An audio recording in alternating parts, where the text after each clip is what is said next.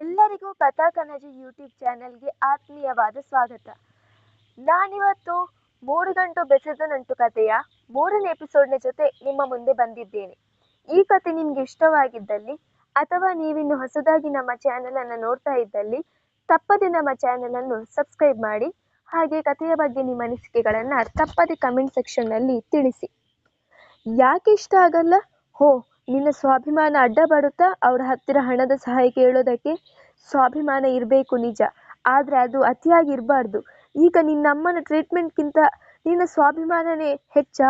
ಅದೇ ನಿನಗೆ ಹಣ ತಂದು ಕೊಡುತ್ತಾ? ಸ್ವಲ್ಪ ಪ್ರಾಕ್ಟಿಕಲ್ ಆಗಿ ಯೋಚನೆ ಮಾಡೆ. ನಮಗೆ ಹಣದ ಅವಶ್ಯಕತೆ ಈಗ ತುಂಬ ಇದೆ. ನಿನ್ನ ತಾಯಿಗೆ ಟ್ರೀಟ್ಮೆಂಟ್ ಕೊಡಿಸೋದಕ್ಕೆ ನಮಗೆ 1 ಲಕ್ಷ ಬೇಕು, ಆದ್ರೆ ಅಷ್ಟೊಂದು ಹಣ ನಮ್ಮಲ್ಲಿ ಇಲ್ಲ. ಹಾಗಿದ್ದಾಗ ಆಕಾಶ್ ಅವರ ಹತ್ರ ಸಹಾಯ ಕೇಳೋದ್ರಲ್ಲಿ ಏನು ತಪ್ಪಿದೆ? ಇಂಥ ಸಮಯದಲ್ಲಿ ನಾವು ಸ್ವಾಭಿಮಾನ ಆತ್ಮಗೌರವ ಅಂತ ಹೇಳ್ಕೊಂಡು ಕೂರೋದಕ್ಕೆ ಆಗಲ್ಲ ಕಣೆ. ಬೆಂಕಿ ಬಿತ್ತು ನಿನ್ನ ಒಣ ಸ್ವಾಭಿಮಾನಕ್ಕೆ. ಪ್ಲೀಸ್ ಕಣೆ, ನನ್ನ ಮಾತು ಕೇಳು, ಅರ್ಥ ಮಾಡ್ಕೊ. ಈಗ ನಿನ್ನ ಸ್ವಾಭಿಮಾನನ ಸ್ವಲ್ಪ ಸೈಡ್ಗೆ ಇಟ್ಟು ಆಕಾಶ್ ಅವ್ರಿಗೆ ಫೋನ್ ಮಾಡಿ ಹೀಗೀಗೆ ಅಂತ ಎಲ್ಲ ವಿಷಯನ ಹೇಳು. ಆಗ ಅವರೇ ಏನಾದ್ರೂ ಒಂದು ಸಹಾಯ ಮಾಡ್ತಾರೆ. ನಾವಿದ್ರೆ ನಿಜ ಆಗೋದಿಲ್ಲ. ನಿನ್ನ ಜಾಗದಲ್ಲಿ ನಾನೇನಾದ್ರೂ ಇರ್ತಾ ಇದ್ದಿದ್ರೆ ಖಂಡಿತ ಫೋನ್ ಮಾಡಿ ಸಹಾಯ ಕೇಳ್ತಾ ಇದ್ದೆ ಎಂದಳು ಅಂಜಲಿ. ಸರಿ ಕಣೆ, ಒಂದು ರೀತಿಲಿ ನೀನು ಹೇಳೋದು ಕೂಡ ಸರಿಯಾಗಿದೆ. ನಿನ್ನ ಮಾತಿನ ಹಿಂದಿನ ಉದ್ದೇಶ ನನಗೆ ಅರ್ಥ ಆಗುತ್ತೆ. ಆದರೆ ಆಕಾಶ್ ಅಣ್ಣನ ಹತ್ರ ಪದೇ ಪದೇ ಹಣದ ಅವಶ್ಯಕತೆ ಇದೆ, ಅದಕ್ಕೆ ಸ್ವಲ್ಪ ಹಣ ಕೊಡಿ ಅಂದರೆ ಅವ್ರು ಏನು ಅಂತ ಅಂದ್ಕೊಳ್ಳಲ್ಲ ನಮ್ಮ ಬಗ್ಗೆ? ಅವರ ದೃಷ್ಟಿಲಿ ನಾವು ಚೀಪ್ ಆಗಲ್ವಾ? ಅದೇ ಭಯ ಕಣೆ ನನಗೆ. ಅದಕ್ಕೆ ನಾನು ಸುಮ್ಮನೆ ಇರೋದು. ಅವರಿಗೆ ಫೋನ್ ಮಾಡಿ ಮಾತಾಡೋದಕ್ಕೆ ನನಗೆ ಯಾವ ತೊಂದರೆ ಕೂಡ ಇಲ್ಲ. ಆದರೆ ಫೋನ್ ಮಾಡಿ ಅವ್ರ ಹತ್ರ ಹಣ ಕೊಡಿ ಅಂತ ಹೇಗೆ ಕೇಳೋದು? ಅದೇ ಸಮಸ್ಯೆ, ಅದೇ ಯೋಚನೆ ಆಗ್ತಾ ಇದೆ ನನಗೆ. ಅದು ಅಲ್ಲದೆ ನಾನು ಅವ್ರ ಹತ್ರ ಮಾತಾಡದೆ ತುಂಬ ದಿನಗಳೇ ಆಗಿ ಹೋಯಿತು.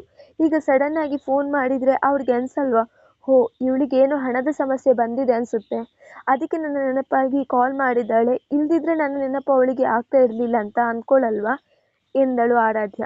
ಹಾಗೆಲ್ಲ ಏನೂ ಆಗಲ್ಲ ಕಣೆ. ನಾನು ನೋಡಿರೋ ಪ್ರಕಾರ ಆಕಾಶ್ ಅವರು ತುಂಬ ಒಳ್ಳೆಯವರು. ಆಕಾಶದಷ್ಟೇ ವಿಶಾಲ ಅವರ ಮನಸ್ಸು ಕೂಡ. ಅವರಿಗೆ ನಿನ್ನ ಮೇಲೆ ಅತೀವ ನಂಬಿಕೆ, ಪ್ರೀತಿ, ವಿಶ್ವಾಸ ಇದೆ ಕಣೆ. ಅದಕ್ಕೆ ಹಿಂದೆ ಮುಂದೆ ಯೋಚಿಸದೆ ಅವರು ನಿನಗೆ ಸಹಾಯ ಮಾಡ್ತಾ ಇದ್ದಿದ್ದು. ಅವ್ರ ಹತ್ರ ಸಹಾಯ ಕೇಳಿದರೆ ಅವರು ಖಂಡಿತ ನಮಗೆ ಹೆಲ್ಪ್ ಮಾಡ್ತಾರೆ, ಆ ನಂಬಿಕೆ ನನಗಿದೆ. ನೀನು ಸುಮ್ಮನೆ ನೆಗೆಟಿವ್ ಆಗಿ ಏನೇನು ಯೋಚನೆ ಮಾಡಬೇಡ. ಮೊದಲ ಅಂಥ ಯೋಚನೆಗಳಿಂದ ತಲೆಯಿಂದ ಕಿತ್ತು ಹಾಕಿ ಪಾಸಿಟಿವ್ ಆಗಿ ಯೋಚನೆ ಮಾಡೋದಕ್ಕೆ ಟ್ರೈ ಮಾಡು. ಫಸ್ಟ್ ನೀನು ಅವ್ರಿಗೆ ಕಾಲ್ ಮಾಡಿ ಮಾತಾಡು, ಆಮೇಲೆ ಮಿಕ್ಕಿದ ವಿಷಯನ ನೋಡ್ಕೊಳ್ಳೋಣ ಎಂದಳು ಅಂಜಲಿ. ಹೇ ಹೌದು ಕಣೆ, ನೀನು ಹೇಳಿದ್ದು ಕರೆಕ್ಟ್ ಆಗಿದೆ. Good idea. ಈಗಾಗಲೇ ಅಣ್ಣನಿಗೆ ಫೋನ್ ಮಾಡಿ ವಿಷಯ ಎಲ್ಲ ತಿಳಿಸ್ತೀನಿ. ಆಮೇಲೆ ನನಗೆ ಸ್ವಲ್ಪ ಹಣ ಬೇಕಿತ್ತು, ಆದರೆ ನೀವು ಅದನ್ನು ಹಾಗೆ ಕೊಡೋದು ಬೇಡ, ಸಾಲದ ರೂಪದಲ್ಲಿ ಕೊಡಿ, ಆಮೇಲೆ ನಾನು ಅದನ್ನು ತೀರಿಸ್ತೀನಿ ಅಂತ ಹೇಳ್ತೀನಿ. ಆಗ ನನ್ನ ಮೇಲೆ ಅವರಿಗೆ ಯಾವ ಕೆಟ್ಟ ಅಭಿಪ್ರಾಯನೂ ಬರಲ್ಲ ಎಂದಳು ಆರಾಧ್ಯ. ಹೌದು, ಹಾಗೇನೆ ಮಾಡು, ಆಗ ನಿಂಗೂ ಸಮಾಧಾನ ಆಗುತ್ತೆ. ಹಾಂ, ಆಮೇಲೆ ಇನ್ನೊಂದು ವಿಷಯ ಆರಾಧ್ಯ, ಈಗಲೇ ಆಕಾಶ್ ಅವ್ರಿಗೆ ಕಾಲ್ ಮಾಡಬೇಡ. ಅವರು ಈಗ ಆಫೀಸ್ ಕೆಲಸದಲ್ಲಿ ಬ್ಯುಸಿ ಆಗಿರಬಹುದಂತ ಅನ್ನಿಸ್ತಿದೆ. ಮನೆಗೆ ಹೋದ್ಮೇಲೆ ಅವರಿಗೆ ಕಾಲ್ ಮಾಡೋಣ, ಆಗ ನಾವು ಕೂಡ ಫ್ರೀ ಆಗಿರ್ತೀವಿ, ಅವರು ಕೂಡ ಫ್ರೀ ಇರ್ತಾರೆ. ಈಗ ಮಾಡಿದರೆ ಅವರಿಗೆ ಡಿಸ್ಟರ್ಬ್ ಆಗಬಹುದಂತ ಅನ್ನಿಸ್ತಿದೆ ಎಂದಳು ಅಂಜಲಿ. ಅವಳ ಮಾತಿಗೆ ಸರಿ ಎಂದು ತಲೆದೂಗಿದ ಆರಾಧ್ಯ, ಹೌದು, ನೀನು ಹೇಳಿದ್ದು ಸರಿಯಾಗಿದೆ. ಪಾಪ ಅಣ್ಣ ಈಗ ಆಫೀಸ್ ವರ್ಕಲ್ಲಿ ಬ್ಯುಸಿ ಆಗಿರಬಹುದು, ನಾವು ಮನೆಗೆ ಹೋದ್ಮೇಲೆ ಕಾಲ್ ಮಾಡೋಣ ಎಂದು ನುಡಿದಳು ಆರಾಧ್ಯ. ಈ ಕಡೆ ಆಕಾಶ್ನನ್ನು ಅರ್ಜೆಂಟಾಗಿ ಕಾಫಿ ಡೇಗೆ ಬರೋದಕ್ಕೆ ಹೇಳಿದ ಅವಿನ್ ಅವನಿಗಾಗಿ ಕಾದು ಕುಳಿತಿದ್ದನು. ಆಕಾಶ್ ಅವಿನ್ನ ಜೀವದ ಗೆಳೆಯ. ಚಿಕ್ಕ ವಯಸ್ಸಿನಿಂದಲೂ ಜೊತೆಗೆ ಬೆಳೆದವರು. ಬಾಲ್ಯ, ಆಟ, ಊಟ ಎಲ್ಲವೂ ಜೊತೆಗೆ. ಆದರೆ ಅವಿನ್ ಅಷ್ಟು ಶ್ರೀಮಂತನಲ್ಲ ಆಕಾಶ್, ಆದರೆ ಒಳ್ಳೆಯ ಮನಸ್ಸಿರುವ ಹುಡುಗ. ಅವಿನ್ ಕೂಡ ಅಷ್ಟೇ, ಯಾವತ್ತೂ ತಮ್ಮಿಬ್ಬರ ಸ್ನೇಹವನ್ನು ಅಂತಸ್ತಿನಲ್ಲಿ ಅಳೆದವನಲ್ಲ. ತನಗೆ ಯಾವುದೇ ಕಷ್ಟ ಎದುರಾದರೂ ಅದನ್ನು ಆಕಾಶ್ನ ಜೊತೆ ಹಂಚಿಕೊಳ್ಳುತ್ತಿದ್ದ. ಆಕಾಶ್ಗೂ ಅಷ್ಟೇ, ತನ್ನ ಗೆಳೆಯನೆಂದರೆ ಪ್ರಾಣ. ಅವನ ಮೇಲೆ ಅಪಾರವಾದ ನಂಬಿಕೆ, ಪ್ರೀತಿ, ವಿಶ್ವಾಸ. ಗೆಳೆಯನ ಕರೆಗೆ ಓಗೊಟ್ಟು ಬಂದ ಆಕಾಶ್ ಅವಿನ್ನ ಮುಂದೆ ಹಾಜರಾಗಿದ್ದನು. ಹಾಯ್ ಅವಿ, ಯಾಕೋ ಮುಖನ ಒಳ್ಳೆ ಗಡಿಗೆ ಥರ ಮಾಡ್ಕೊಂಡಿದ್ಯಾ? ಯಾಕೆ, ಏನಾಯಿತು? ಅದು ಸರಿ, ನನ್ನನ್ನು ಅರ್ಜೆಂಟಾಗಿ ಬರೋದಕ್ಕೆ ಹೇಳಿದ್ಯಲ್ಲ, ಏನು ಮ್ಯಾಟರ್ ಎಂದು ಕೇಳಿದನು. ಬಾ ಕೂತ್ಕೋ, ಮ್ಯಾಟರ್ ತುಂಬ ಸೀರಿಯಸ್ ಆಗಿದೆ, ಅದನ್ನು ಹೇಳೋಣಂತಲೇ ನಿನ್ನನ್ನು ಇಲ್ಲಿಗೆ ಬರೋಕೆ ಹೇಳಿದ್ದು. ಅದು ಲೋ ಮಗ, ನಿನ್ನಿಂದ ನನಗೆ ಒಂದು ಹೆಲ್ಪ್ ಆಗಬೇಕಿತ್ತು ಕಣು. ಸರಿ, ಅದೇನು ವಿಷಯ ಅಂತ ಮೊದಲು ಹೇಳು ಅವಿ. ಈಗ ಅಂಥದ್ದೇನಾಯಿತು ತಲೆ ಹೋಗುವಂತಹದ್ದು ಎಂದು ಕೇಳಿದ ಆಕಾಶ್. ಅವಿನ ಮುಂದೆ ಒಂದು ಕುರ್ಚಿಯನ್ನು ಎಳೆದು ಕೂತು, ಹೌದು, ಇನ್ನು ಸ್ವಲ್ಪ ದಿನ ಹೋದರೆ ನನ್ನ ತಲೆ ಖಂಡಿತವಾಗಿಯೂ ಹೋಗುತ್ತೆ ಎಂದನು ಅವಿನ್. ಅವನ ಮಾತು ಕೇಳಿ ತಲೆ ಕೆರೆದುಕೊಳ್ಳುವ ಹಾಗಾಯಿತು ಆಕಾಶ್ಗೆ. ಲೋ, ಅದೇನೋ ವಿಷಯ ಅಂತ ಮೊದಲು ಹೇಳು. ಸುಮ್ಮನೆ ವಿಷಯನ ರಬ್ಬರ್ ತಲೆ ಎಳಿಬೇಡ.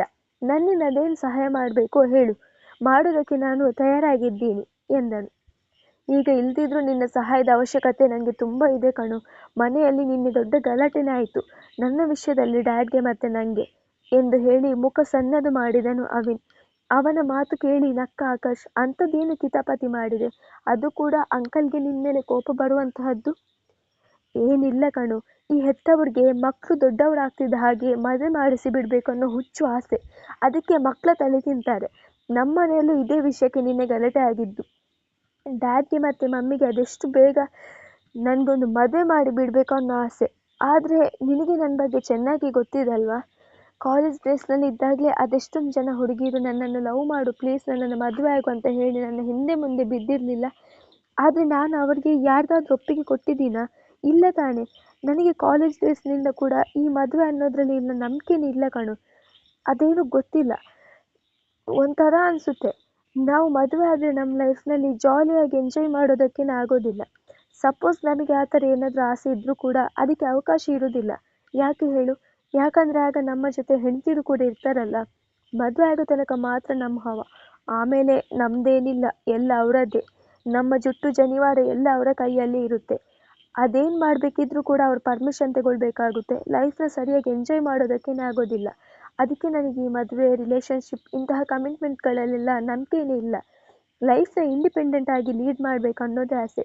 ಆದರೆ ಈ ಮಮ್ಮಿ ಡ್ಯಾಡಿ ಇಬ್ಬರು ಕೂಡ ಯಾಕೋ ನನ್ನ ಆಸೆ ಕನಸುಗಳಿಗೆ ತಣ್ಣೀರಚ್ಚಿ ಬಿಡಬೇಕು ಅನ್ನೋದ್ರಲ್ಲಿದ್ದಾರೆ ಎಂದು ಹೇಳಿ ಮುಖವನ್ನು ಪಕ್ಕಕ್ಕೆ ಸರಿಸಿದನು ಅವಿನ್.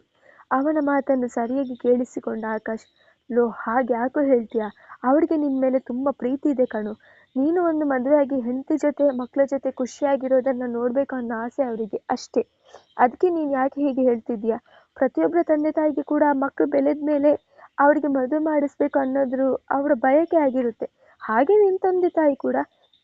ಈಗ ನೀನೇ ನೋಡು, ನಿನ್ನ ಮೇಲೆ ಪ್ರೀತಿ ಇಲ್ಲದೆ ಇರ್ತಿದ್ರೆ ನಿನಗೆ ಇಷ್ಟೊಂದು ಎಜುಕೇಷನ್ ಅವ್ರು ಕೊಡಿಸ್ತಾ ಇದ್ರಾ? ಅದು ಅಲ್ಲದೆ ಈಗ ಕಂಪನಿ ಜವಾಬ್ದಾರಿನ ಬೇರೆ ಪೂರ್ಣಚಂದ್ರ ಅಂಕಲ್ ನಿಂಗೇನೆ ವಹಿಸಿ ನಿನ್ನನ್ನು ಬಾಸ್ ಸೀಟ್ನಲ್ಲಿ ಕೂರಿಸಿದ್ದಾರಂತೆ. ಯಾರೋ ಹೇಳಿದ್ರು, ಹಾಗೆ ಗೊತ್ತಾಯಿತು. ಇಷ್ಟೊಂದೆಲ್ಲ ಮಾಡಿರೋ ಅವರಿಗೆ ನಿನ್ನ ಮೇಲೆ ಪ್ರೀತಿ ಇಲ್ಲ, ನಿನ್ನ ಆಸೆ ಕನಸುಗಳಿಗೆ ತಣ್ಣೀರೆರಚೋ ಪ್ರಯತ್ನ ಮಾಡ್ತಾ ಇದ್ದಾರೆ ಅಂತ ಹಾಗೆಲ್ಲ ಹೇಳ್ತೀಯಲ್ವಾ? ಫಸ್ಟ್ ಆಫ್ ಆಲ್ ನೀನು ಮದುವೆ ಬಗ್ಗೆ ತಿಳ್ಕೊಂಡಿರೋದು ತಪ್ಪಾಗಿದೆ. ಮೊದಲು ಮದುವೆ ಬಗ್ಗೆ ನಿನ್ನ ಮೈಂಡ್ಸೆಟ್ನ ಚೇಂಜ್ ಮಾಡಿಕೊಡು.